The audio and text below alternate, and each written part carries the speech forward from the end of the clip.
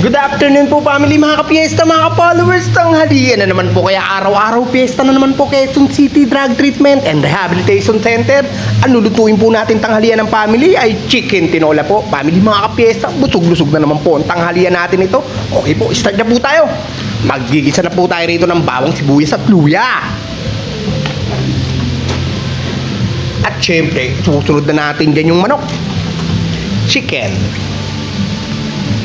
Lagyan na po natin ang pampalasa ng patis. Konting asin lang po. Paminta. Cubes po. Konting bechin lang. At mekos-mekos. At tatakpan na po natin yan. Okay, buksan natin ulit. Lalagyan na po natin ito sa sayote. Mekos-mekos lang po.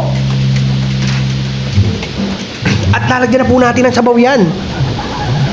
Yan po. Saktong-sakto po sa maulan na panahon. Yan po. Takpan natin ulit yan.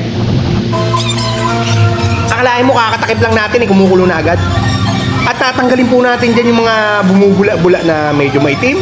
Kasi po, dumi po ng karne yan. Kailangan tanggalin natin yan. Yan po.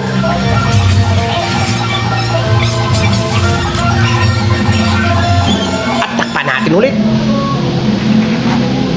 Okay, buksan natin ulit.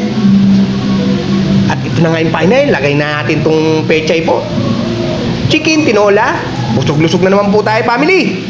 At ito naman po ang proseso ng pagsasahing namin.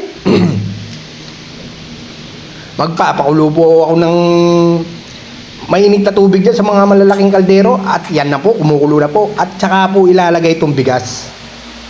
Ganyan po ang proseso ng mga marami ang saing po.